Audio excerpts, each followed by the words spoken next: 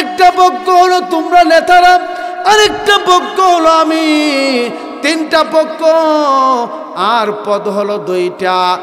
Lottery দেওয়া হবে একটা টুল বক্সের মধ্যে, নামগুলো লেখে লেখে তিনটা নাম লেখে পালানো হলো। কথাটা বোঝানোর জন্য টান দেওয়া হলো। কাগজে লেখা আছে স্বর্ণের হরিণ, পক্ষ আল্লাহর ঘর। কাগজে লেখা আছে অস্ত্রগুলো, পক্ষ আরবের নেতা, এইভাবে লেখা হয়েছে। প্রথম নম্বর আব্দুল মুতালিব বলেন আল্লাহর ঘরের নামটা ধরে টান দেওয়া হবে। তারা ভাবলে এত মেহনত করেছে, আমরা তার কথাটা কি করে রাখি না। তখন তারা টান দিল। টান দেওয়ার পরে কাগজটা খুলে দেখা হয় স্বর্ণের হরিণ। বলে আল্লাহু আকবার। আল্লাহর ঘরের নামে যখন লটারি কাগজটা উঠানি হলো, লেখা হলো, সেই লেখা ছিল সেই কাগজের মধ্যে স্বর্ণের হরিণ। কার পক্ষে গেল? আল্লাহর ঘরের পক্ষে সেই নামটা চলে গেল। আর একটা পদ রয়েছে, পক্ষ হলো দুইটা। কথা বলেন ঠিক না বেঠিক? নেতারা বলে আব্দুল মুতালিব এবার আমাদের পালা। তাদের তো মন দুর্বল, মনের মধ্যে তো এখলাস নাই। কথা হইল আমরা আগে যদি না দেই, আব্দুল মুতালিবের নামটা যদি উঠে যায়, তখন তার নামে অস্ত্রগুলো টান দিয়েছে। কাগজের মধ্যে লেখা হলো জিরো, কোনো পদ নাই। কি নাই? কোনো পদ নাই। এইখানে বাটপারের দল। আজ যারা কি দুনিয়ার জমিনের মধ্যে ইসলামের দুশমনী করে, কুরআন হাদিসের বিরোধিতা করে, আলিম উলামাদের বিরোধিতা করে, আল্লাহ এবং তার দুশমনী করে, এরা দুনিয়াতে দুকা, পরকালে জাহান্নামের আগুন খাইয়া হবে বুনা। কথা বলেন ঠিক না বেঠিক? আমার বাবাজিরা, বাটপারের দল কুস্তা পাইল না, কিচ্ছু না, জিরো। বাকি কোন পদ রইল? অস্ত্রগুলো রইল। পক্ষ হলেন আব্দুল মুতালিব। আর টান দেওয়া লাগে না, যার ভাগ্য যেটা। সিরাতের কিতাবের মধ্যে উল্লেখ করা হয়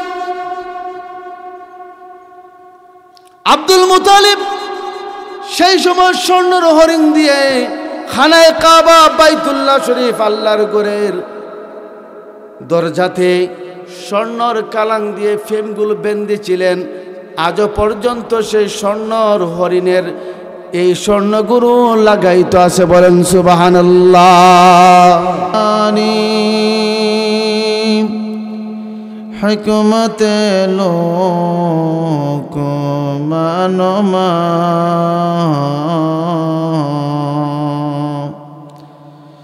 সুরতে ইউসুফ দারি, হিকমতে লোক মানমা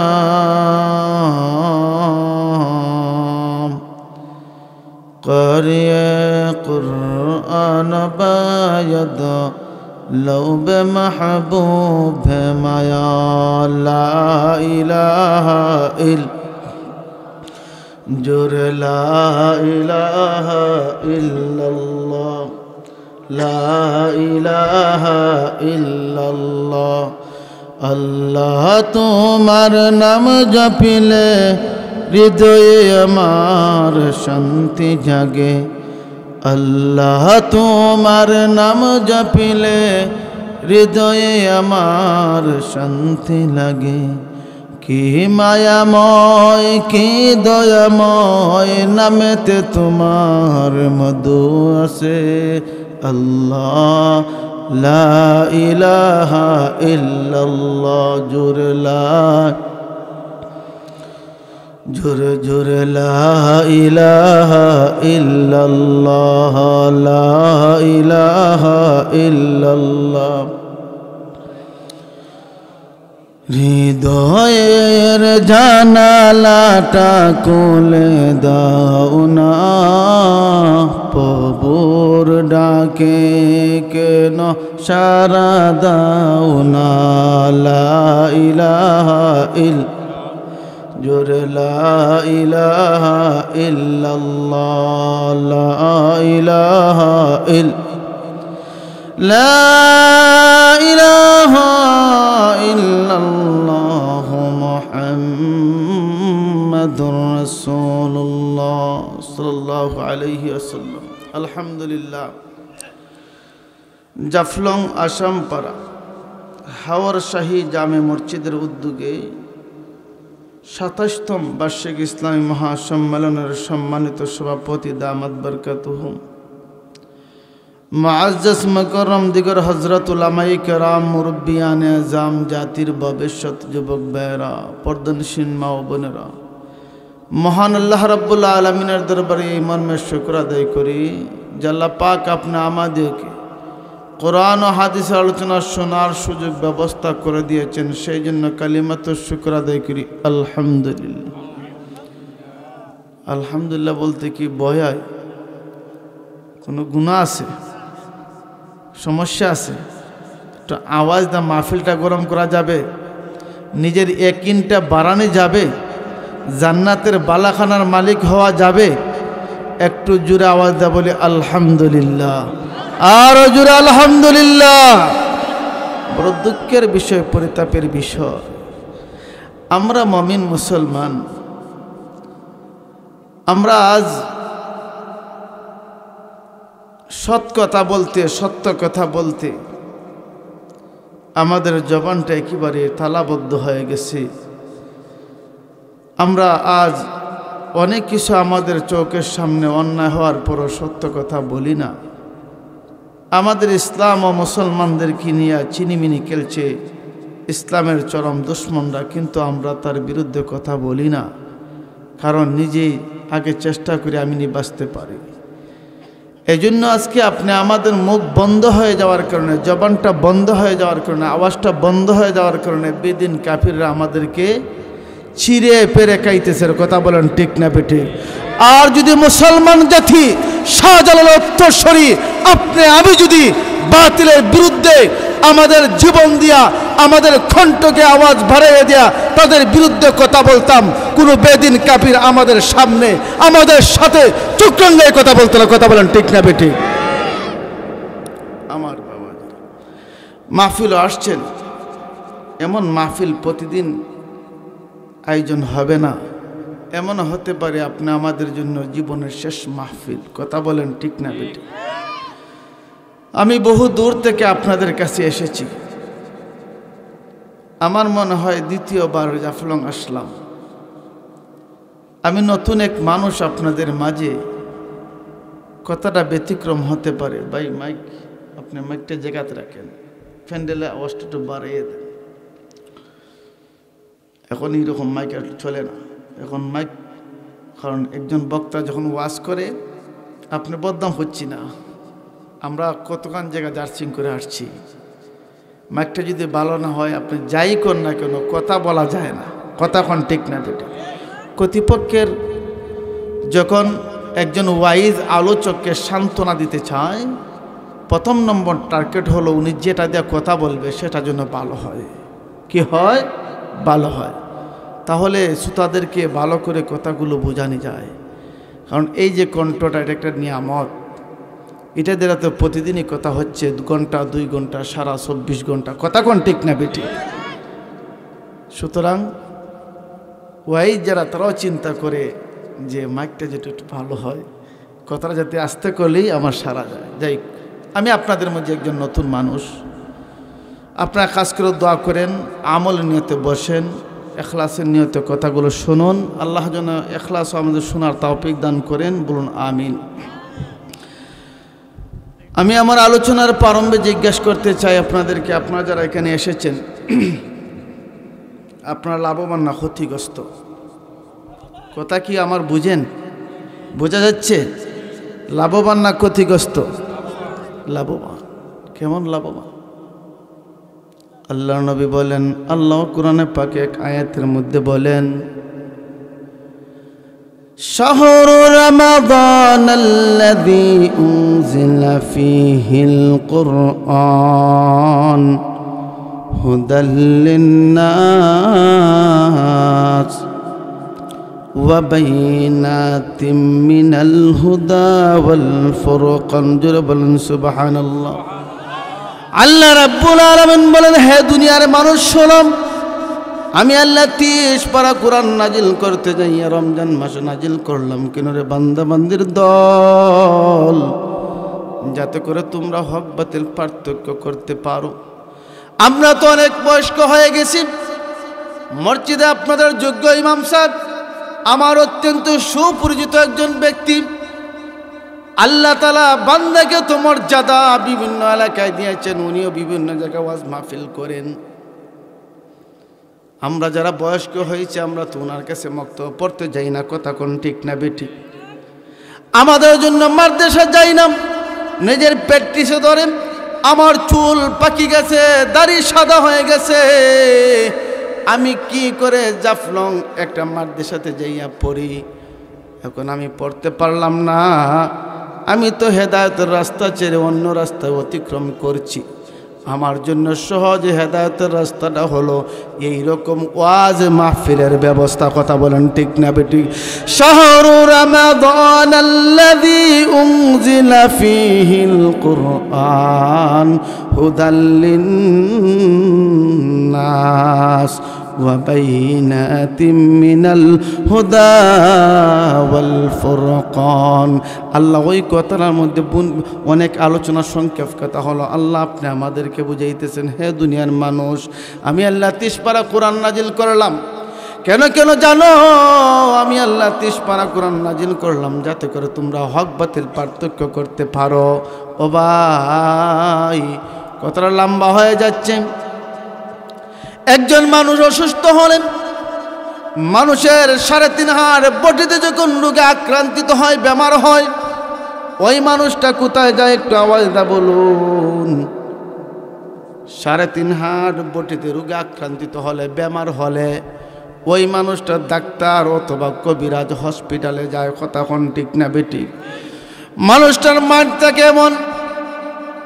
আমি একজন করে MBBS FRBS যত ডিগ্রিওয়ালা ডাক্তার হয়, আমার রোগ নিয়ে যে গবেষণা করে এইরকম ডাক্তারকে দেখাইতে হবে।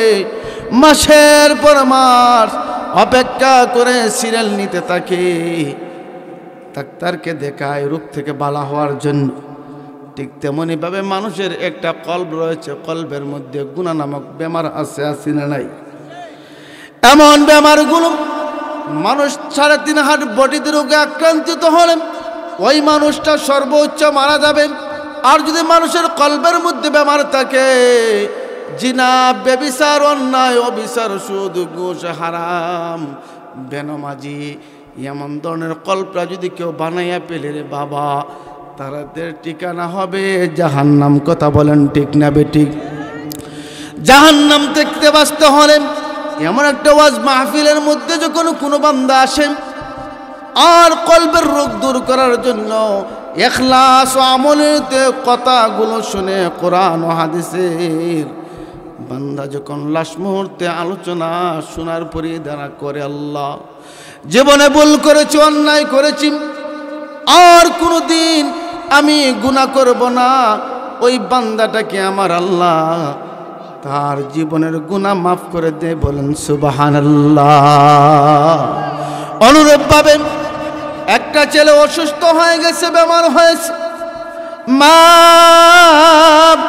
সন্তানটাকে নিয়ে গেছে আপনাদের বড় হসপিটালে। ডাক্তার সাহেবকে দেখানো হলো, ডাক্তার সাহেব পরীক্ষা নিরীক্ষা করে দেখছে সন্তানের লিভারটা নষ্ট হয়ে গেছে। কি নষ্ট হয়েছে?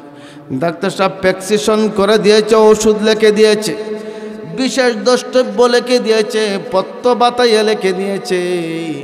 ডাক্তার সাহেব সন্তানের মাটাকে বলে, ও মা, আপনার সন্তানটাকে আমার কাছে নিয়ে আসছিলে গো মা।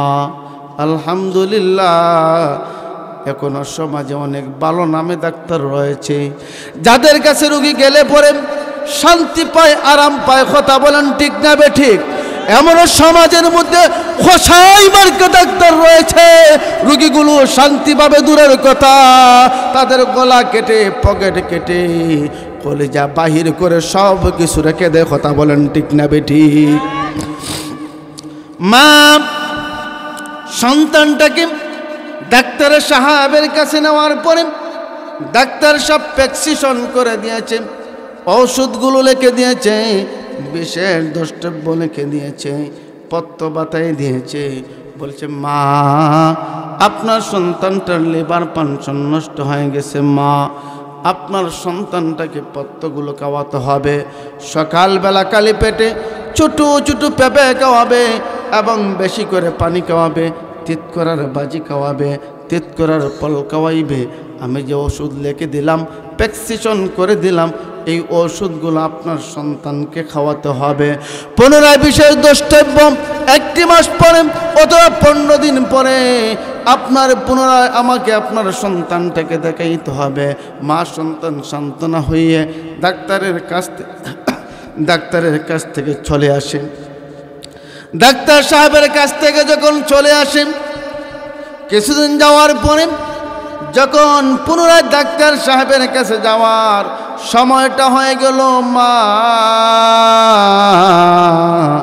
সন্তানটাকে ডাক দেয়া বলে, বাবা প্রায় 1 মাস হয়ে গেল তোমাকে ডাক্তারের কাছে নিলাম রে বাবা, এখন তো পুনরায় আবার নিয়ে যেতে হবে, তোমার শরীরের অবস্থাটা কেমন?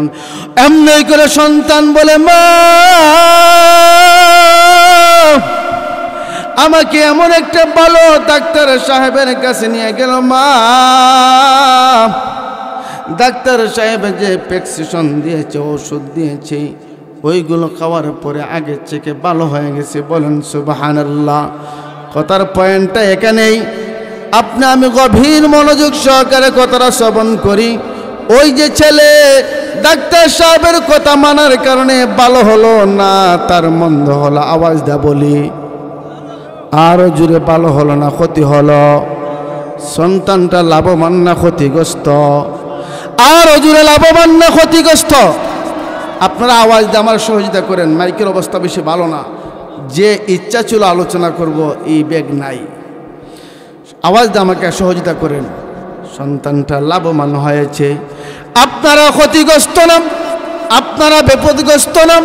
আপনারা আমি যারা আজকে আসামপাড়া শাহী জামে মসজিদের ওয়াজ নসিহত শোনার জন্য এসেছি, আপনি আমি লাভবান। আপনি আমাদের কলবের মধ্যে জিনা নামক গুনাহ রয়েছে, কলবের মধ্যে শোধ নামক বেমার রয়েছে, জিনার আপনি আমাদের কলবের মধ্যে বেপরদা নামক গুনাহ রয়েছে, রোগ রয়েছে, আছে না নাই? ওই ওয়াজ শোনার পরে যদি আপনার কলবের রোগটা, কলবের বেমারটা পরিবর্তন করতে পারেন, আল্লাহ আপনি আমাদেরকে বোঝাইতেছেন, হে দুনিয়ার মানুষ, তোমাদের 3.5 হালে বডিতে রোগে আক্রান্তিত হলে ডাক্তারের ওষুধ খাইয়া ভালো হয়, আর যারা দিনের কথাবার্তা শুনে, কোরআন হাদিসের কথাবার্তা শুনে শোনার পরে আমল করলে পরে ওই ব্যক্তির কলবের রোগটা ভালো হয়, জাহান্নাম থেকে মুক্তি পায়। বলেন সুবহানাল্লাহ।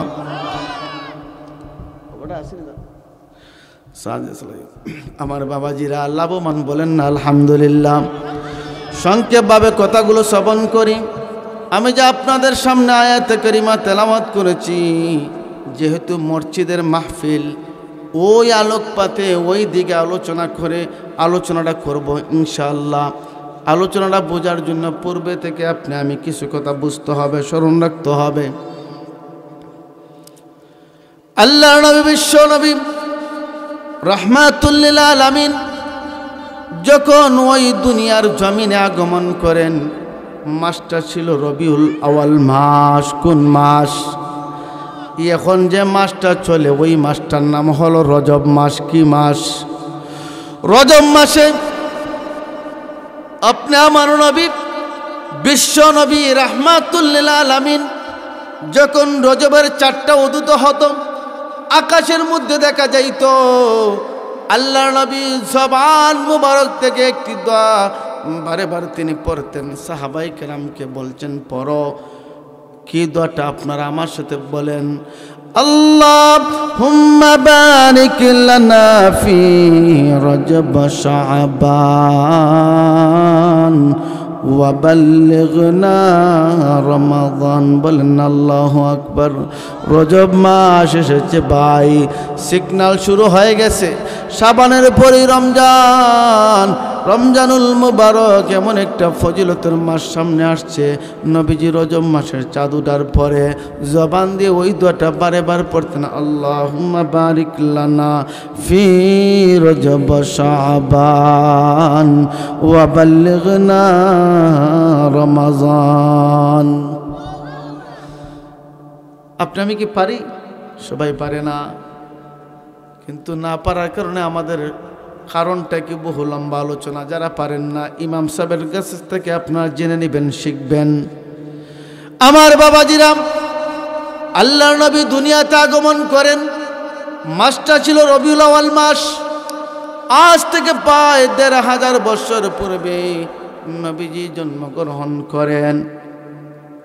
নবীজির বাবার নাম আব্দুল্লাহ, নবীজির দাদার নাম শাইবাতুল হাম।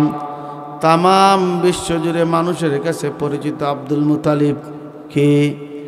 শাইবাতুল হাম বললে সকলে চিনে না, আব্দুল মুতালিব বললে সকলে চিনে। কথা বলেন ঠিক না বেঠিক?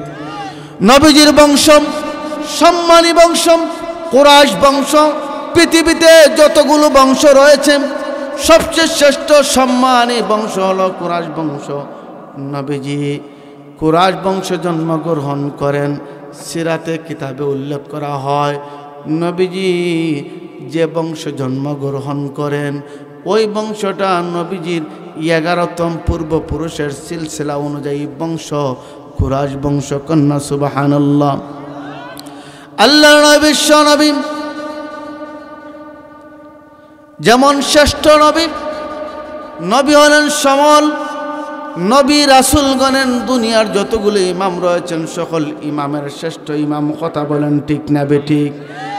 আর নবীজির দাদা হলেন পৃথিবীর মধ্যে যতগুলো মসজিদ রয়েছে সকল মসজিদের মুতল্লিদের শ্রেষ্ঠ মুতল্লি। বলেন সুবহানাল্লাহ। আমার বাবাজিরা, কথাটা একটু গভীর মনোযোগ করে শ্রবণ করুন। নবীজির দাদা শাইবাতুল হাম আব্দুল মুতালিব তামাম বিশ্বজুড়ে যতগুলো মসজিদ রয়েছে সকল মসজিদের শ্রেষ্ঠ, মসজিদের মুতল্লিদের শ্রেষ্ঠ মুতল্লি, অর্থাৎ সভাপতি আমরাকে যাকে ধরি। আপনাদেরও তো একটা মসজিদের মুতল্লি সাহেব আছেন, আছেন না নাই? আছেন। প্রশ্ন জাগে, হুজুর আল্লাহর নবী সকল নবী রাসূলগণের শ্রেষ্ঠ ইমাম, ওই কথাটা আমরা ভালো করে জানি। তবে নবীজির দাদা শাইবাতুল হাম আব্দুল মুতালিব তিনি শ্রেষ্ঠ মুতল্লি কিভাবে হলেন সেটা তো আমাদের জানা নাই। কথা বলেন ঠিক না বেঠিক? বলুন, মুতল্লি সাহেবের দায়িত্ব আসেনি? আরও জুড়ে আসেনি? কেমন মুতল্লি সাহেবের দায়িত্ব আছে? ওই পয়েন্টটা আমরা পরে আলোচনা করি। আগের আসেন, শ্রেষ্ঠ মুতল্লি কিভাবে হলেন। আল্লাহ নবী বলেন, আমার উম্মত কোন বান্দা যখন একা একা পাঞ্জাগানা মসজিদের মধ্যে নামাজ পড়ে 1 রাকাতে একটা নেকি পায়, আর যখন কোনো বান্দা পাঞ্জাগানা মসজিদে 1 রাকাত জামাতের সহিত নামাজ আদায় করে এর বিনিময় 25 রাকাতের সওয়াব দান করা হয়। বলেন সুবহানাল্লাহ। আল্লাহ নবী বলেন, জামে মসজিদ, আপনাদের শাহী জামে মসজিদের মধ্যে যদি কোনো বান্দা আল্লাহর নবীর উম্মত 1 রাকাত নামাজ জামাতের সহিত পড়ে এর বিনিময়ে তার আমল নামায় 500 রাকাতের সওয়াব দান করা হয়। বলেন না সুবহানাল্লাহ। আর ফিলিস্তিন, বাইতুল মুকাদ্দাস, জেরুজালেম, ফিলিস্তিন, ও ভাই আপনি আমি তো মুসলমান, আমরা তো এখনো নিরিবিলি মায়ের পেটেতে আছি।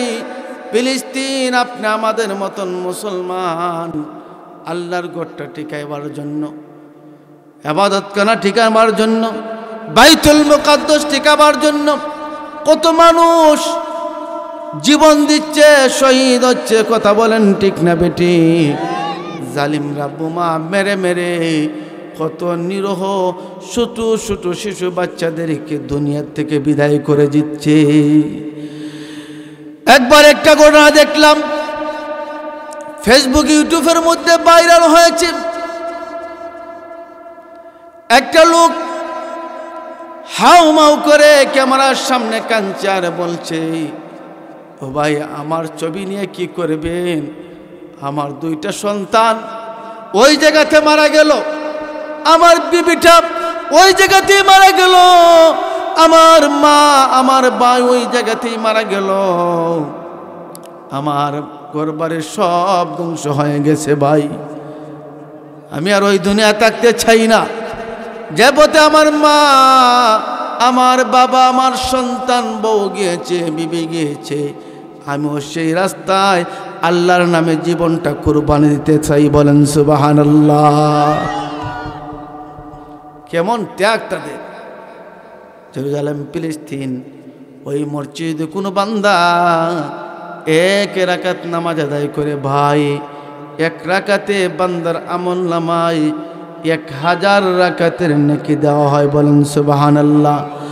আর মসজিদে মদিনা, মসজিদে নববী, আল্লাহর নবীর ঘর, কেন্দ্রীয় মসজিদ, এই মসজিদের মধ্যে যদি কোনো বান্দা 1 রাকাত নামাজ আদায় করে, ওই মসজিদে 1 রাকাত নামাজ আদায় করার কারণে বান্দার আমল নামায় 50,000 ওয়াক্তের নেকি দান করা হয়। বলেন সুবহানাল্লাহ।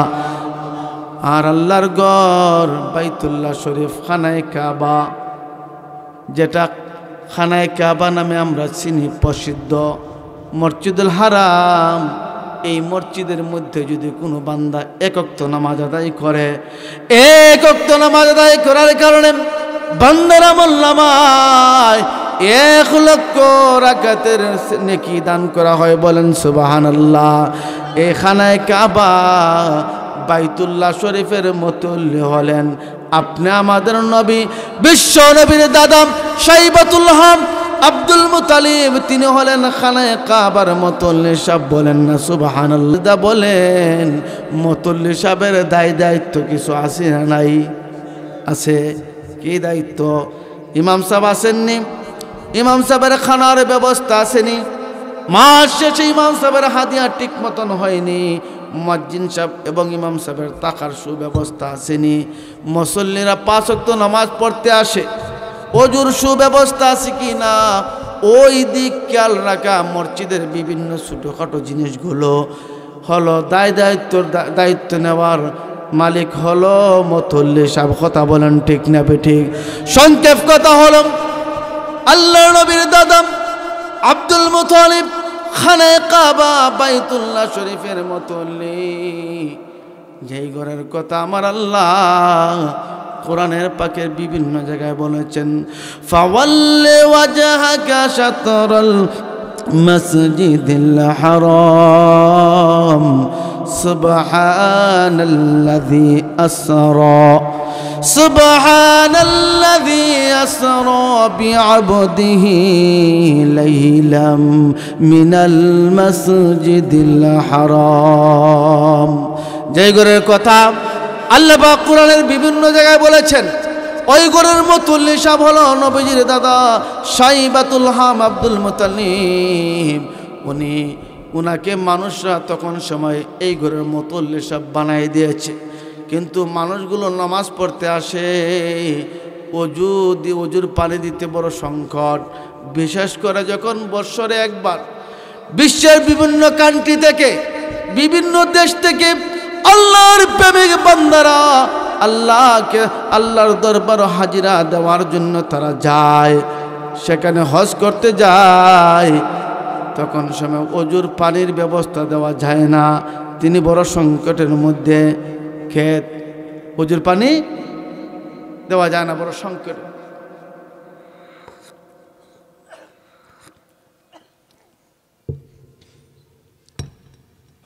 আব্দুল মুতালিব বড় টেনশন, বড় মুসিবতের মধ্যে। বিশ্বের বিভিন্ন কান্ট্রি থেকে আল্লাহর অসংখ্য বান্দারা আসেন, কিন্তু তাদেরকে অজুর পানি দিতে পারি না। তিনি নামাজ পড়ে পড়ে আল্লাহর দরবারে দোয়া করেন, আল্লাহ তোমার পাগল বান্দারা আসে তোমার দরবারে হাজিরা দেওয়ার জন্য, আল্লাহ তাদেরকে আমি অজুর পানি দিতে পারি না। ও আল্লাহ, তুমি তাদের জন্য অজুর পানির ব্যবস্থা করে দাও। ওগো আল্লাহ, শুধু ইতিহাস একটা জানি, জমজম নামে একটা কূপ ছিল। ওই কূপটা কে বাকারা বরাট করে রেখেছে, কোথায় ওই জমজম কূপটা আছে তা জানা নাই। আল্লাহ শুধু জানি জমজম নামে একটা কূপ ছিল। আল্লাহর দরবারে দোয়া করে, আল্লাহ জমজম নামে যে কূপটা জানি, শুধু কে বাকারা বরাট করে রেখেছে আল্লাহ জানি না, ওই জমজমের আবারও ব্যবস্থা করে দাও, আমি তো ওজুর পানি দিতে পারি না। তিনি যখন ওইভাবে দোয়া করেন, দোয়াটা আল্লাহর দরবার কবুল হয়ে যায়। বলেন সুবহানাল্লাহ। আমার বাবাজিরা,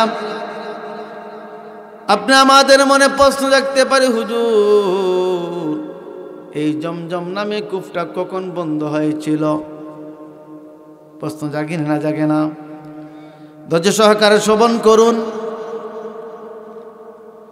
উনি যখন নামাজ পড়ে দোয়া করেন জমজমের ব্যবস্থা করে দেওয়ার জন্য, রাত্রেবেলা যখন উনি ঘুমায় গেলেন, ঘুমের ঘরে স্বপ্ন দেখানো হয় আব্দুল মুতালিব। ও আব্দুল মুতালিব, খানায় কাবার মালিক, খানায় কাবার মুতল্লি সাহেব, আপনি জমজমটা খনন করেন। বলেন আল্লাহু আকবার। ঘুমের ঘরে ঘুমটা ভেঙে যায়, আর ঘুম আসে না। সারাদিন টেনশনে আমাকে কে দেখাইলো জমজম খনন করার জন্য? ওই জমজমটা কোথায় আছে রে, কোথায় বরাট আছে আমি তো জানি না। কে আমাকে গাইবি ভাবে আওয়াজ জানাই দেওয়া হলো, আব্দুল মুতালিব জমজমটা খনন করো। দ্বিতীয় দিন আবার যখন তিনি ঘুমায় গেলেন, ঘুমের ঘরে তিনি স্বপ্নে দেখেন আব্দুল মুতালিব, ও আব্দুল মুতালিব জমজম খনন করো।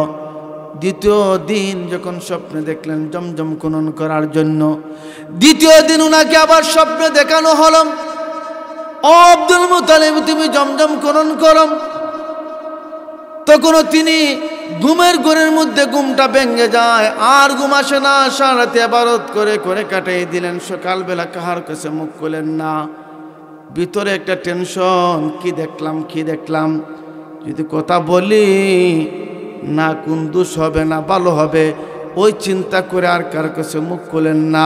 তিনি মনে মনে টেনশন করেন, আর ভাবেন আমাকে কে বলল রে জমজম খনন করার জন্য, কে দেখাইলো, কে বলল, ওই কথাটা মনে মনে তিনি চিন্তা করতেছেন। আর মনে মনে ইরাদা করলেন, আজকে রাত্রে যদি আমাকে স্বপ্নে দেখানো হয়, গায়বী ভাবে আমাকে বলা হয় জমজম খনন করার জন্য, আর চাচ্ছি না আমি ঘুমের ঘরেই বলবো কে আওয়াজ দিচ্ছে এবং কোথায় জমজম আছে, আমাকে সন্ধানটা আলামতটা প্রকাশ করে দেওয়ার জন্য। বলেন আল্লাহু আকবার। আমার বাবাজিরা, তৃতীয় রাত্রে আল্লাহর নবীর দাদা আব্দুল মুতালিব যখন নামাজটা পড়ে দুইটা হাত তুলে আল্লাহর দরবারে দোয়া করলেন, প্রভু তোমার পাগল বান্দারা আমাকে মুতল্লি বানাই দিয়েছে, আল্লাহ পানির ব্যবস্থা করে দাও, জমজমের ব্যবস্থা করে দাও। তৃতীয় রাত্রে যখন ঘুমে আসেন, ঘুমের ঘরে স্বপ্নে দেখানো হলো আব্দুল মুতালিব তুমি জমজম খনন করো। এমনি করে উনার মানটির মধ্যে একটা কথা স্মরণ হয়ে গেল, প্রথম রাত্রে আমাকে বলা হলো জমজম খনন করার জন্য, কে বলে কথাটা? দ্বিতীয় রাত্রে বলল, কে বলে রে আমার কথাটা? হ্যাঁ গাইবে আওয়াজ দেনেওয়ালা, আমাকে বলো জমজম খনন করার জন্য। ওই জমজমটা কোথায় আছে, কে বরাট করে রেখেছে, কোথায় রেখেছে, আমি কোথায় পাবো? আমাকে একটা সন্ধান বাহির করার মতন আলামত প্রকাশ করে দাও। বলেন সুবহানাল্লাহ। এমনি করে আব্দুল মুতালিবের আওয়াজটা যখন রিফারিং করে ব্রেক দিয়ে উনাকে বুঝাই দেওয়া হলো, আব্দুল মুতালিব তুমি সকালবেলা ফজর নামাজের পরে খানায় কাবার পাশে চতুর্দিকে ঘুরতে থাকবে। যে জায়গার মধ্যে দুইটা আলামত দেখতে পাবে, একটা আলামত হলো দেখবে জমিনের মাটির মধ্যে একটা কাকে তার ঠোঁট দিয়ে মাটিগুলো সরাচ্ছে, আরেকটা অথবা সেই জায়গাতে যাইয়া পাবে কিছু পিপিলিকার মাটি জমাট হয়েছে, একত্রিত হয়ে আছে। ওই দুইটা আলামত কাকে জমিনে টুকরায়, মাটিতে টুকরায়। আপনারা কি বলেন? টুকরানি বলেননি?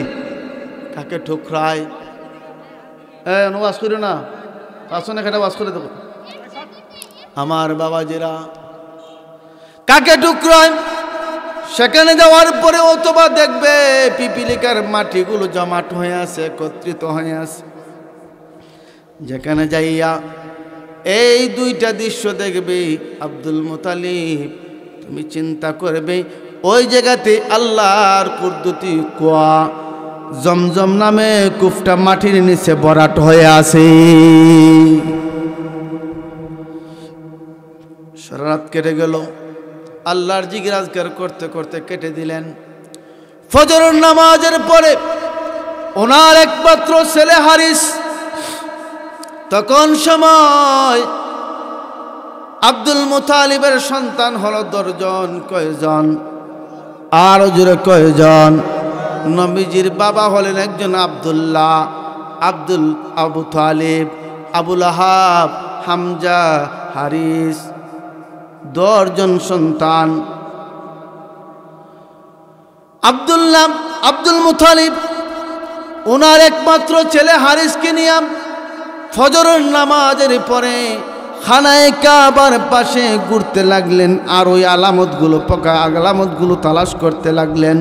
হঠাৎ করে দেখা যাচ্ছে একটা জায়গার মধ্যে একটা কাক জমিনের মধ্যে মাটিতে ঠোঁট দিয়ে কি যেন করতেছেন। তিনি কাকের দ্বারা গেলেন, কাকটা সরে যায়। লক্ষ্য করে দেখেন সেখানের মধ্যে পিপিলিকার মাটিগুলো জমাট হয়ে আছে। বলেন সুবহানাল্লাহ। আব্দুল মুতালিবের মনে ইশারা দিল, আর কোনো সন্দেহ নাই, আমাকে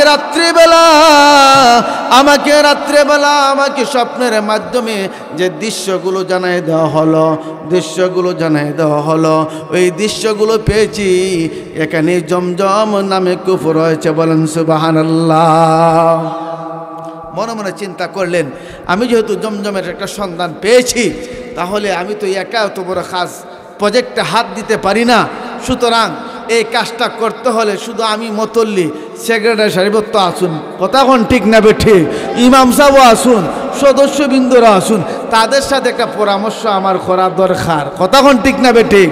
ঠিক তেমনি মতল্লি সাহেবের দায়িত্ব হলো কোনো প্রজেক্ট বা মসজিদের কোনো কাজ করতে হলে সেক্রেটারি সাহেব, ইমাম সাহেব এবং কি মুসল্লিয়ানদেরকে নিয়ে একটা পরামর্শ করে কাজ করা উত্তম, কথা কোন ঠিক না বেঠিক। আমার বাবাজিরা, তিনি গেছেন পরামর্শের জন্য নেতাদের দরবারে। আরবের নেতাদেরকে বলতেছেন, ও নেতারা শোনো, আল্লাহর কুদরতি কম, যেটাকে জমজম নামে আমরা পরিচিত, এই জমজম কুয়াটা আমি খনন করার আদেশ পেয়েছি, আমি খনন করতে হবে। নেতারা বলে, কি বলতেছ? তোমার মাথা কি ঠিক আছে? এই জমজম কোথায় কে বাগ বরাট করে রেখেছে, কোথায় আছে আমরা জানি না। এই জমজম খনন করার আমাদের কোনো প্রয়োজন নাই। নেতারা কি কয়? কোনো প্রয়োজন নাই। সমাজে দেখবেন বহু মানুষ আছে, এমনই আমাদের মধ্যে বহু মানুষ আছে, ভালো কাজ সে নিজে করে না, করবারলেও দেয় না, কথা কোন ঠিক না বেঠিক।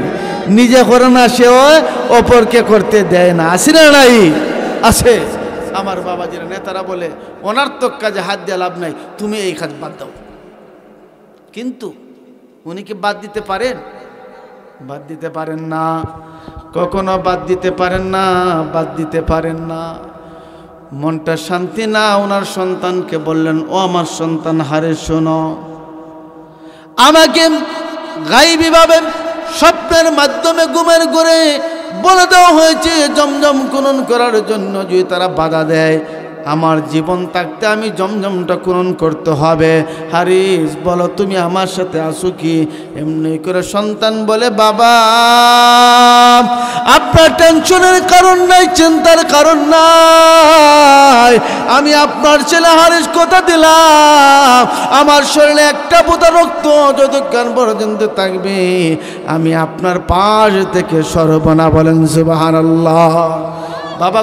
বাবা কোদাল, আপনি কোদাল বলেননি, কাটুনি, কোদাল নিয়ে চললেন।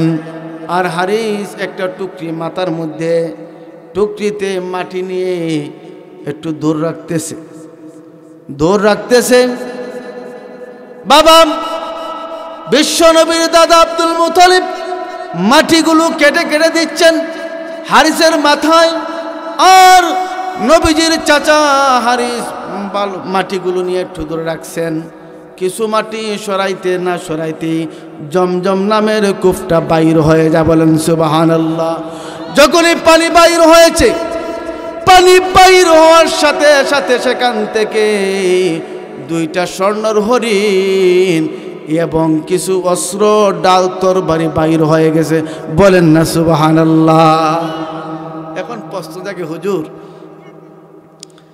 জমজমটা কখন বন্ধ হয়েছিল, আর এই জমজম থেকে পানির সাথে দুইটা হরিণ এবং অস্ত্রগুলো কোত্থেকে আসলো, কে রাখলো? প্রশ্ন জাগেনি না জাগে না? জাগেনি? বলবো আমার বাবাজিরাও একটু গভীর মনোযোগ সহকারে কথাগুলো শ্রবণ করুন। ওই কথাটা বলতে হলে জমজম কখন বন্ধ হয়েছিল পূর্বে থেকে কিছু কথা আমরা শ্রবণ করতে হবে, বুঝতে হবে। আল্লাহর একজন পয়গম্বর ইব্রাহিম আলাইহিস সালাম নাম শুনেছেন। আল্লাহ ওই তার বান্দার কাছ থেকে বিভিন্ন কঠিন পরীক্ষা নিয়েছেন, প্রত্যেকটি পরীক্ষা উত্তীর্ণ হয়েছেন, পাশ করেছেন। কথা কোন ঠিক না বেঠিক?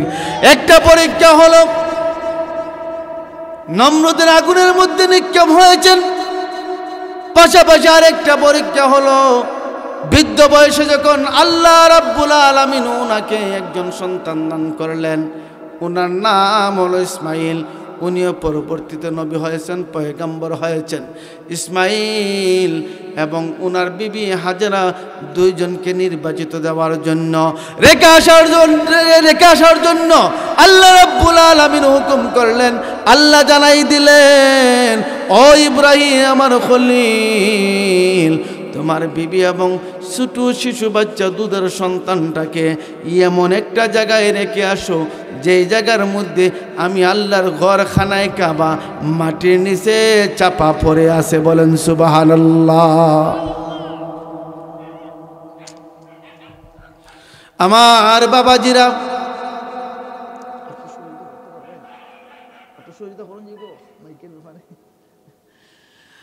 আমার বাবাজিরা তিনি যখন নির্বাচিত দিলেন, রেখে আসলেন, রেখে আসার পরে ওই জায়গার মধ্যে কোনো ঘর নাই, বাড়ি নাই, মানুষ নাই, খাবারের কোনো কিছু নাই, সাথে অল্প খাবার এবং পানি। ওইগুলো শেষ হয়ে গেল। কি হয়ে গেল? শেষ হয়ে গেল। চতুর্দিকে মরুভূমি এলাকা, জঙ্গল আরো জঙ্গল, সেখানের মধ্যে পশু পাখি বাস করে না। যে জায়গার মধ্যে পানি নাই, কি নাই, পানি না থাকার কারণে জঙ্গলে পশু পাখি বাস করে না। ওই জায়গাতে আল্লাহ রাব্বুল আলামিন হুকুম দিলেন ওনার সন্তান এবং বিবি হাজেরাকে রেখে আসার জন্য। আলোচনাটা কিন্তু লম্বা হয়ে যাচ্ছে, সংক্ষেপে কথাগুলো বলতেছি। বাবা মেন পয়েন্টটা ইয়াদ রাখবেন। যেহেতু মসজিদের আলোচনা, মসজিদের মাহফিল, ওই জন্য কথাগুলো বলতেছি, শ্রবণ করুন। এমন একটা জায়গা নির্বাচিত করে আসলেন, হাজেরার সাথে যে অল্প পানি ছিল, খাবার ছিল, শেষ হয়ে গেছে। একটা পর্যায়ে উনি খাইবেন কি এবং সন্তানটা কি খাবে? সন্তানটা তো দুধ খাইতেছেন, পানি নাই, হাজেরার কলিজা পেটে যাচ্ছে, স্তনগুলো শুকাই যাচ্ছে। তখন তিনি টেনশনে পড়ে যান, আর মনে মনে বলেন, আল্লাহ জানি না, এত বৃদ্ধ বয়সে একটা সন্তান পাইলাম, ও আল্লাহ, মায়ের যে সন্তানের প্রতি কত ভালোবাসা, কত মহব্বত, একমাত্র মা ছাড়া এই কথা জানে না। কথা বলেন ঠিক না বেঠিক? বারে বার একটা সন্তান মাকে আঘাত দিচ্ছে, এরপর মা ওই সন্তানটাকে বারে বারে তাকাইয়া সন্তান সন্তান বলে ডাকে। কথা কোন ঠিক না বেঠিক? হাজারা কান্দের আল্লাহর কাছে ডাকে, আল্লাহ তোমার কুদরতি কারিশমা জানি না মাওলা, আমার ছোট শিশু ছেলে ইসমাইল পানির তিরাশায় মারা যাবে। ও আল্লাহ, গলাগুলো শুকাইয়ে গেছে, কলিজা শুকাইয়ে গেছে, মাওলা পানির ব্যবস্থা করে দাও। তিনি সাফা একটা পাহাড়, মারুয়া একটা পাহাড়, দুইটা পাহাড়ের মধ্যে তিনি উঠেন। এইভাবে 7 বার প্রদক্ষিণ করলেন। লাস্ট মুহূর্তে আল্লাহ জিব্রাইলকে হুকুম করলেন, জিব্রাইল যাও, আমার একজন মকবুল বান্দা যাকে আমি একটা পর্যায়ে ওই দুনিয়ার জমিনে নবী পয়গম্বর হিসাবে ঘোষণা করে দিব, ওই বান্দা জমিনের মধ্যে 2টা পাও দিয়া লড়তেছে, খেলা করতেছে, পায়ের গোড়ালিটা যেখানে রয়েছে সেই জায়গার মধ্যে তোমার নূরের পাকা দিয়ে ডানা দিয়ে আঘাত করম, আঘাত করতে দেরি হবে, আমি আল্লাহর কুদরতি ঝর্ণা চালু হইতে দেরি হবে না। আল্লাহ যেই মুহূর্তে জিব্রাইলকে হুকুম করলেন, জিব্রাইল সঙ্গে সঙ্গে এসে ইসমাইল পয়গম্বর যিনি হবেন ছোট বাচ্চা, শিশু বাচ্চা, পাওটা লাড়তেছে, পাও গুড়ালে যেখানে আমরা যেটাকে মুড়া বলি, ওই জায়গা দিয়া ডানা দিয়া একটা আঘাত করলেন। জমিনে আঘাত করতে দেরি হয়, জমিনটা বাগ হয়ে ঝর্ণা শুরু হইতে দেরি হয় না। ওই কন্যাটার নাম হয়ে জমজম। কোয়া বলেন সুবহানাল্লাহ। জমজম চালু হয়েছিল এই পৃথিবীতে, আজও পর্যন্ত সেই জমজম নামে কূপ রয়েছে। এত পুরাণ ইতিহাসের ঘটনা কোনো বই পুস্তকেতে পাবেন না। এত পুরাণ ইতিহাসের কোয়া কোথায় আপনি পাবেন না। একমাত্র পৃথিবীতে একটা কোয়া রয়েছে, কিয়ামত পর্যন্ত থাকবে, সেটা হলো জমজম। বলেন সুবহানাল্লাহ। এই চালু হয়েছিল। প্রশ্ন ছিল, হুজুর এই কূপ, এই জমজমটা কখন বন্ধ হলো? প্রশ্ন ছিল এইটা। কথা বলেন ঠিক না বেটি? ইসমাইল বড় হলেন, বিয়ে করলেন। সংক্ষেপ কথা, লাফাইয়া কথা বলতেছি। ইসমাইল বড় হলেন, বিয়ে করলেন। আবার এই কথা বললেন না হুজুর, তো সব ওয়াজ ফালাই গেছেন, এগুলো মকসুদ না। মকসুদ হলো পয়েন্টটা বুঝানি। ইসমাইল বড় হলেন, বিয়ে করলেন। উনার বাবা হলেন সিরিয়ায়। একদিন আসলেন উনাকে দেখার জন্য, ইসমাইলকে দেখার জন্য। উনি বাড়িতে এসে সালাম দিলেন, তালাশ করলেন ইসমাইলকে, বাড়িতে আসো, ইসমাইলকে বাড়িতে আসো। একজন মহিলা বাইর হয়ে বলে, না ইসমাইল বাড়িতে নাই, ইসমাইল শিকারে গিয়েছে। উনি বললেন, ও মা, তোমাদের সংসার দাম্পত্য জীবনটা কেমন চলছে? ওই মহিলাটা বলে, বৃদ্ধ বাবাল বলিয়েন না, আমাদের সংসারটা বড় কষ্ট হয়ে যাচ্ছে, একবার যদি খাই আর একবার খাওয়ার উপায় নাই। ওই কথা যখন তিনি বললেন, আল্লাহর পয়গম্বর ইব্রাহিম আলাইহিস সালাম যাওয়ার বেলা ওই মহিলাকে বললেন, ও মা, তোমার স্বামী ইসমাইল বাড়িতে আসার পরে বলিয়েন, সিরিয়া থেকে একজন বৃদ্ধ মানুষ এসেছিল, আর বলে গিয়েছে ঘরের চৌকাট, দরজার চৌকাটটা ভালো না, সেটা পরিবর্তন করার জন্য। চৌকাট তো বুঝেন, দরওয়াজা তো বুঝেন। বলতেছে, আমার স্বামী শোনো, একজন বৃদ্ধ লোক উনি এসেছিল সিরিয়া থেকে। তখন ইসমাইল বুঝতে পারলেন সিরিয়া থেকে বৃদ্ধ লোক এসেছে, আমার বাবা আল্লাহর পয়গম্বর ইব্রাহিম ছাড়া আর কেউ আসতে পারে না। কথা বলেন ঠিক না বেঠিক? আমার বাবাজিরাম, ওই মহিলাটা যখন বলছেন, ইসমাইল আলাইহিস সালাতু ওয়াস সালাম মহিলাকে বললেন, ওই লোকটাকে কোনো কিছু বলেছেন? হ্যাঁ হ্যাঁ বলেছেন। কি বলেছেন? উনি বলছেন, আপনার ঘরের দরওয়াজার চৌকাঠটা ভালো না পরিবর্তন করার জন্য। ইসমাইল এমনি করে বললেন, বাপ বেটার হিকমতের কথা। বাপে যখন হিকমত ভাবে কথা বলে, সন্তান হিকমত বুঝতে পারে। যার ছেলে যেমন ছেলে তেমন বাপ, কথা বলেন ঠিক না বেঠিক? ইসমাইল বুঝতে পারলেন, আমার বাবা যে কথা বলে গিয়েছেন আমার বিবি আমার সঙ্গিনী, সে বুঝতে পারে না, অবশ্যই সে কোনো রং করেছে। তিনি বললেন, শোনো শোনো, তুমি চিনতে পারো নাই, সাদা দাড়িওয়ালা সুন্দর যে মানুষটা এসেছিল সিরিয়া থেকে, উনি আর কেউ নয়, উনি হলেন আল্লাহর পয়গম্বর। নমরুদের আগুনের মধ্যে নিক্ষেপ হয়েছিলেন একমাত্র আল্লাহর ভালোবাসার জন্য। উনি হলে আমার প্রিয় বাবা ইব্রাহিম খলিলুল্লাহ। বলেন আল্লাহু আকবার। আমার বাবাজিরা, উনি বললেন, আমার বিবি শরম, উনি চৌকাঠের কথা বলেন নাই, উনি বলে গেছেন, বুঝাইয়ে গেছেন, তুমি বালানা, তোমাকে পরিবর্তন করার জন্য। বলেন আল্লাহু আকবার। এইদিকে বহু লম্বা আলোচনা ছিল, এইদিকে যাব না আমার বাবাজিরা। ও বাবাজিরা, এমনও সন্তান আছে মাকে সন্তানের বউ মারে, কথা এখন ঠিক না বেঠিক? সন্তানের সামনে মাটাকে কত নির্যাতন করে, কত গালি দিচ্ছে। সন্তানের কাছে মা যদি ওই কথাগুলো বলে, বাবা যদি কথাগুলো বলে, সন্তান পাক দিয়ে তাকায় না।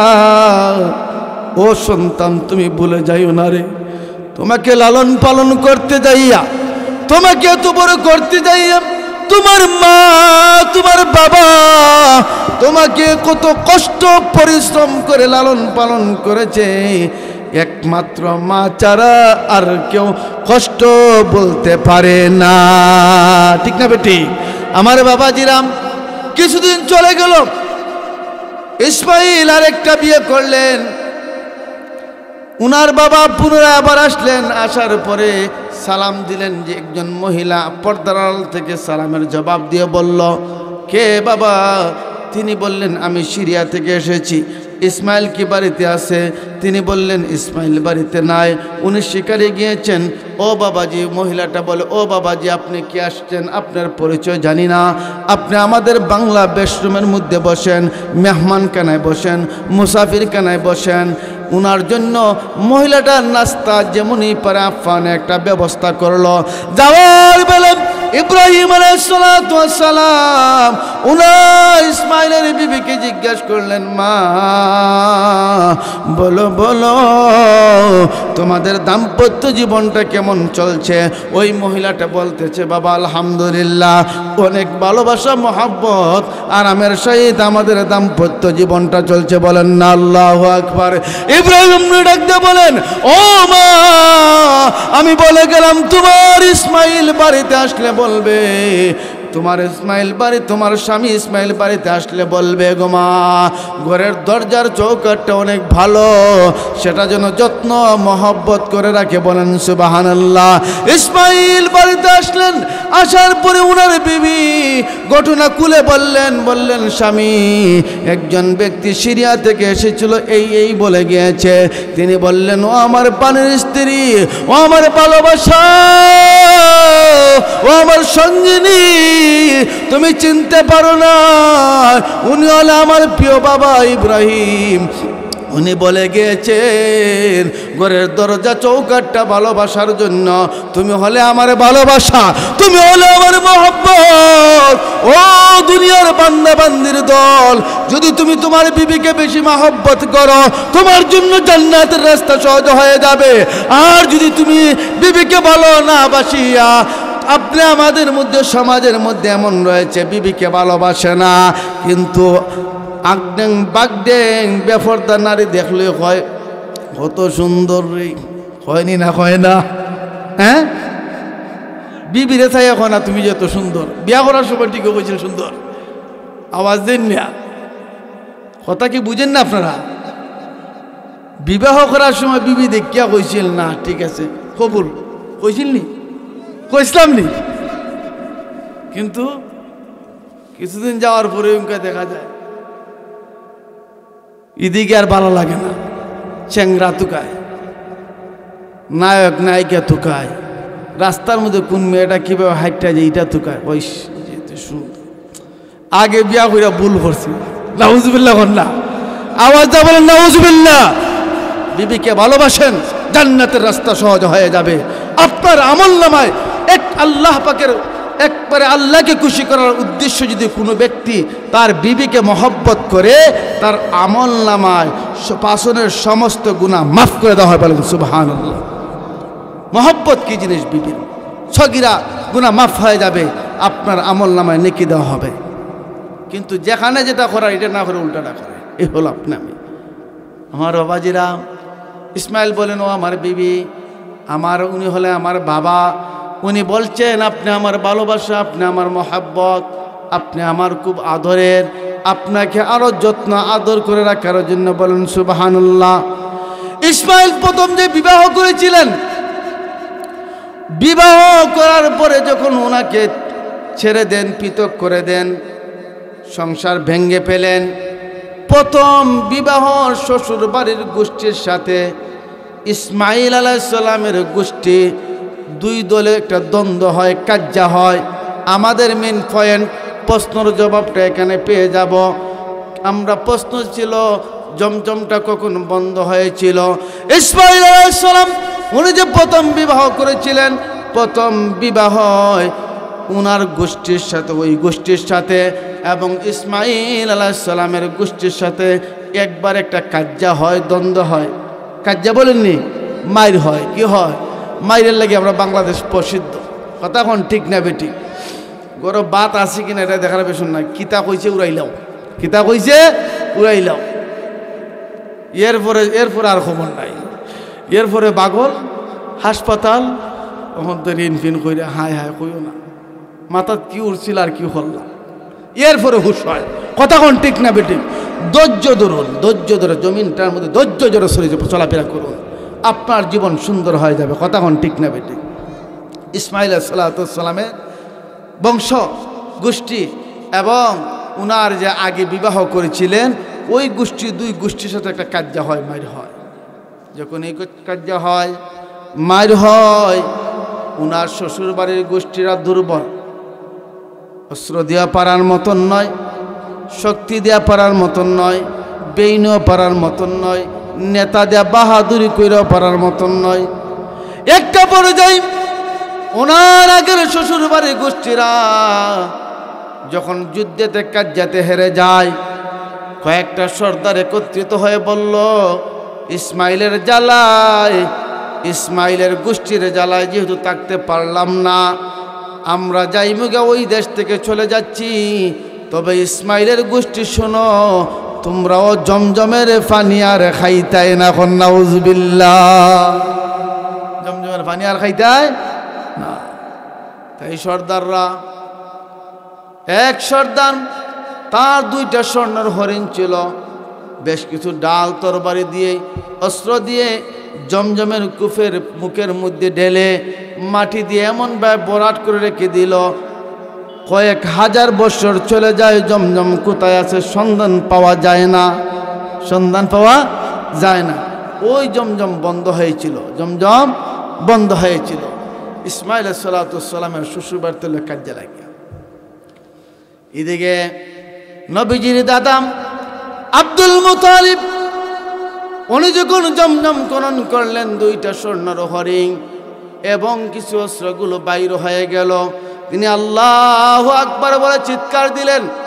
এমনি করে আরবের নেতারা যারা নিষেধ দিয়েছিল জমজম খনন করি না, তারা বলল আব্দুল মুতালিব আল্লাহু আকবার বলে চিৎকার দিল, কারণটা কি একটু দেখে আসি। তারা দেখে এসে দেখে এই জায়গা থেকে দুইটা স্বর্ণের হরিণ বাইর হয়ে গেছে এবং কিছু অস্ত্র ডাল বাইর হয়ে গেছে। আরবের নেতারা বলে, ও আব্দুল মুতালিব, তুমি আমাদের মধ্যে বাহাদুর, তুমি আমাদের মধ্যে যোদ্ধার, তুমি আমাদের মধ্যে সাহসী, তোমাকে এখন ধন্যবাদ দেওয়া যায়, তুমি আমাদের মধ্যে কামিয়াব সাকসেসফুল ব্যক্তি, তুমি অস্ত্রগুলো নিয়ে যাও, যেহেতু যুদ্ধ ভালো করতে পারো, আর স্বর্ণের হরিণগুলো আমাদেরকে দেও। বলেন নাউজুবিল্লাহ। বাটপার কিতা আওয়াজ দেবেন কিতা বাটপার আগে বালা কাজ করিস না এরপরে কয় বালাটা দিলা আব্দুল মুতালিব তিনি সাধারণ মতুল্লি সাহেব না বেইনিস্ট কত বড় আল্লাহ বলি তিনি বললেন ঠিক আছে একটু দাঁড়াও নির্বাচিত পরে অস্ত্রগুলো আমারও বলবো না স্বর্ণর হরিণগুলো তোমাদেরও বলবো না দুইটা ফত একটা হলো স্বর্ণের হরিণ আর একটা হলো অস্ত্র এইগুলি দিয়ে লটারি দেওয়া হবে লটারির পক্ষ হবে তিনটা কয়টা একটা পক্ষ হলো আল্লাহর ঘর খানায় কাবা সুবহানাল্লাযী আসরা বিআবদিহি লাইলাম মিনাল মাসজিদিল হারাম ইন্না আউওয়ালা বাইতিন উযিয়া লিন-নাস লাল্লাযী বিবাক্কাতা মুবারাকাও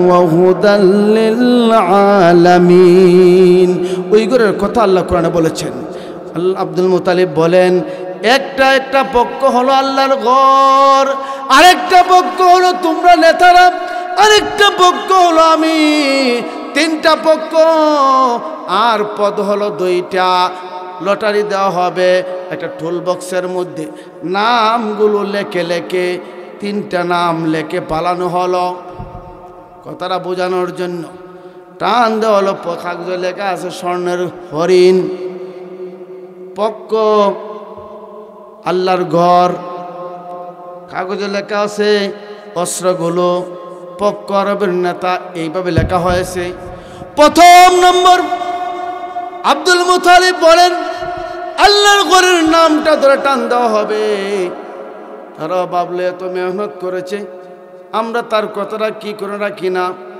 তখন তারা টান দিল টান দেওয়ার পরে কাগজটা খুলে দেখা হয় স্বর্ণের হরিণ বলে আল্লাহু আকবার আল্লাহর ঘরের নামে যখন লটারি কাগজটা উঠানি হলো লেখা হলো সেই লেখা ছিল সেই কাগজের মধ্যে স্বর্ণের হরিণ কার পক্ষে গেল আল্লাহর ঘরের পক্ষে সেই নামটা চলে গেল আর একটা পদ রয়েছে পক্ষ হলো দুইটা কথা বলেন ঠিক না বেঠিক নেতারা বলে আব্দুল মুতালিব এবার আমাদের পালা তাদের তো মন দুর্বল মনের মধ্যে তো ইখলাস নাই কথা হইলো আমরা আগে যদি না দেই আব্দুল মুতালিবের নামটা যদি উঠে যায় তখন তার নামে অস্ত্রগুলো টান দিয়েছে কাগজের মধ্যে লেখা হলো জিরো কোনো পদ নাই কি নাই কোনো পদ নাই এই শুনি বাটপারের দল আজ ধরা কি দুনিয়ার জমিনের মধ্যে ইসলামের দুশমনী করে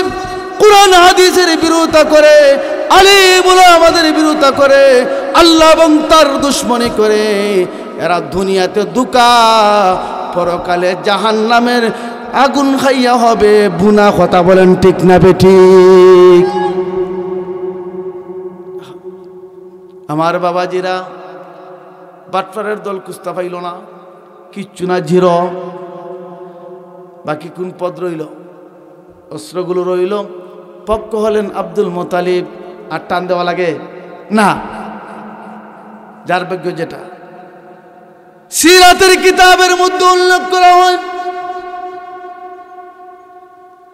আব্দুল মুতালিব সেই সময় স্বর্ণের হরিণ দিয়ে খানায় কাবা বাইতুল্লাহ শরীফ আল্লাহর ঘরের দরজাতে স্বর্ণর কালাং দিয়ে ফ্রেমগুলো বেঁধেছিলেন আজও পর্যন্ত সেই স্বর্ণর হরিণের এই স্বর্ণগুলো লাগাইতো আছে বলেন সুবহানাল্লাহ একটা পর্যায়ে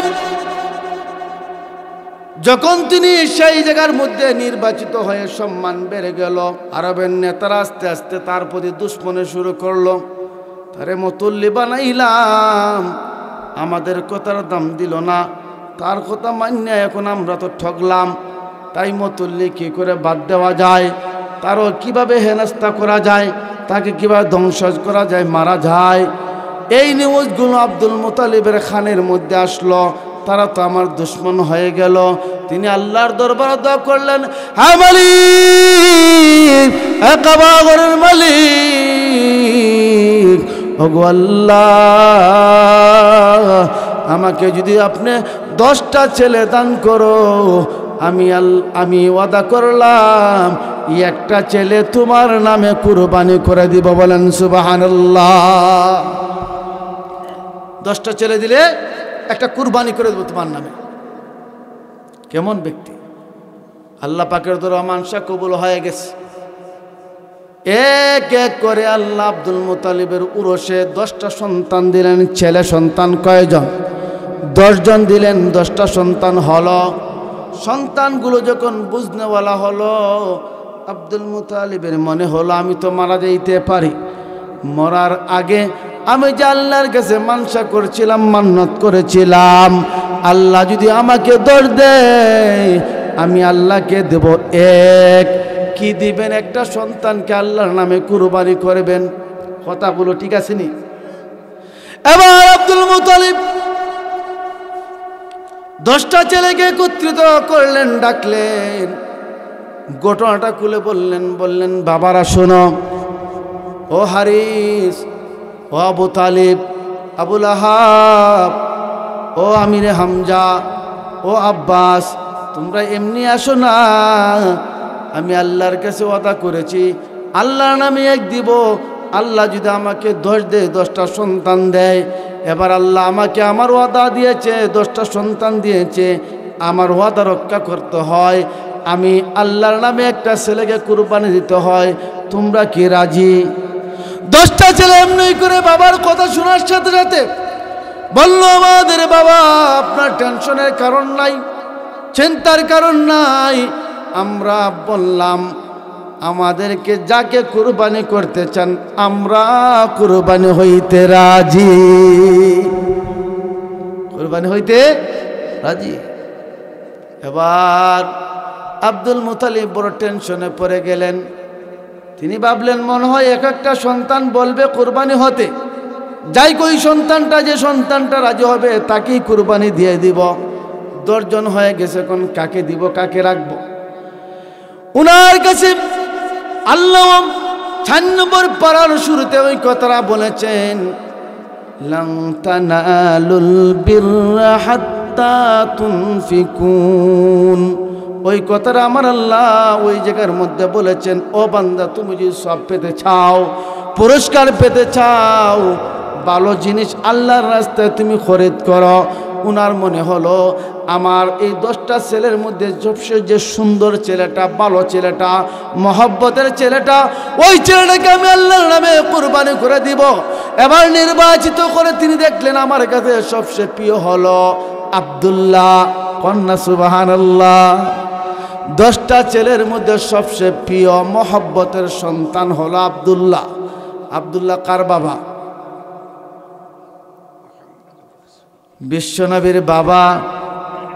বয় হয় হইতে আপনি আমি বলে যাই না যেন ওই নবীজি দ্বীনের জন্য আপনি আমার জন্য কত কষ্ট করেছেন বাবা। দান দান মুবারক শহীদ হয়েছে। আর যদি আপনি নবীজির আদর্শকে ধরে রাখতে পারেন, আপনি আমাদের জন্য নবী হলেন একটা উত্তম আদর্শ। নবীজির আদর্শটা যদি আপনি আমি ধরে রাখতে পারি, নবীজির সিরাত যদি গ্রহণ করতে পারি, নবীজির আখলাক যদি গ্রহণ করতে পারি, আপনি আমাদের জন্য জান্নাত একেবারে সহজ। আর যতই মুখে মুখে বলি নবীকে ভালোবাসি, সিরাত মানলাম না, নবীজির আখলাক মানলাম না, ওই ভালোবাসায় কোনো খাজো আসবে না। কথা কোন ঠিক না বেঠিক? কত লম্বা হয়ে গেছে। ওই কথা বুঝানোর জন্য বলছি বাবা, নবীজি আজকে আপনি আমাদের মধ্যে একটা দ্বন্দ্ব, কিন্তু একদল সিরাত মানে, একদল সিরাত মানে না, একদল মিরাত মানে কিন্তু সিরাত মানে না। নবীকে এমনি ভালোবাসো, এইভাবে ভালোবাসো, বিভিন্ন প্রশ্ন আসে না আসে না। কিন্তু এই কথাগুলো আপনি আমাদের দিলের এখানে না শোনার কারণে, দ্বীনের জ্ঞান না থাকার কারণে সমাজের মধ্যে ফিতনা হয়েছে। কথা কোন ঠিক না বেঠিক? মূল বিষয়টা তাকায় দেখেন, বিশ্ব নবীর 4 জন চাচা, 2 জন হলো সিরাত মেনেছিল, আর 2 জন সিরাত মানে না, মিলাদ মেনেছিল। একজন হলো আবুল আহাব, একজন হলো আবু তালেব। এই দুইজন নবীজির মিলাদ মেনেছে, সিরাত মানে না। আর দুইজন হলো, একজন হলো হামজা, উনি সিরাত মেনেছিল, আরেকজন হলো আব্বাস, সিরাত মেনেছিল। দুইজনের অবস্থা কেমন সংক্ষেপ ঘটনাটা সিরাতের কিতাবের মধ্যে উল্লেখ করা হয় দলিল সহকারে। আল্লাহর নবীর চাচা আব্বাস রাদিয়াল্লাহু তাআলা আনহু বদরের যুদ্ধের মধ্যে মুসলমানের হাতে বন্দী হয়ে যায়, গ্রেফতার হয়ে যায়। নবীজির চাচাকে সাহাবায়ে কেরাম হাতটা বাঁধিয়া, সাথে আরো 70 জন ছিলেন, 70 জনকে বাঁধিয়া ঠান্ডার মধ্যে জেল হাজতের মধ্যে আটকে রাখে দেওয়া হয়। বিশ্ব নবীজির মনের মধ্যে একটা কথা জাগলো, হাইরে আমার চাচা তো বন্দিখানার মধ্যে আছে, আমার চাচারা কোন হালতে আছেন। আস্তে আস্তে করে আমি যাইয়া দেখি আল্লাহর নবী গোপনে চুপে চুপে আসলেন চাচার হালতটা দেখার জন্য। কিন্তু চাচার তো ঘুম আসে না, চাচার ঘুম আসে না, চাচার ঘুম আসে না। হাতের মধ্যে বাঁধা। ওইদিকে আল্লাহর নবী যখন হাজতখানার মধ্যে আসলেন, আব্দুল মুত্তালিব আব্বাস এমনি করে দেখতেছেন মোহাম্মদ, আমার বাইর ছেলে মোহাম্মদ দেখা যাচ্ছে, হাও মাও করে কান্দা শুরু করে দিয়েছে। ও বাইর ছেলে মোহাম্মদ, তোমার লোকেরা আমাকে কেন বেঁধে ফেলেছে, আমাকে গ্রেফতার করে রেখে দিয়েছে। ও বাইর ছেলে মোহাম্মদ, তুমি তো আমার বাস্তা, আমাকে ছেড়ে দাও। আল্লাহর নবী বলেন, চাচা আমি আসছিলাম তুমি যাতে আমাকে না দেখতে পারো, যেহেতু দেখে ফেলেছ, শোনো তোমাকে আমি একা এমনি ছাড়তে পারি না। আমি কাহারও প্রতি বেইনসাফি করার জন্য আসি না, আমি এসেছি দুনিয়ার জমিনের মধ্যে ইনসাফ প্রতিষ্ঠা করার জন্য, ন্যায় প্রতিষ্ঠা করার জন্য। কথা বলেন ঠিক না বেঠিক? আর জোরে আওয়াজ দা বলেন ঠিক না বেঠিক? আল্লাহর নবী বলেন, চাচা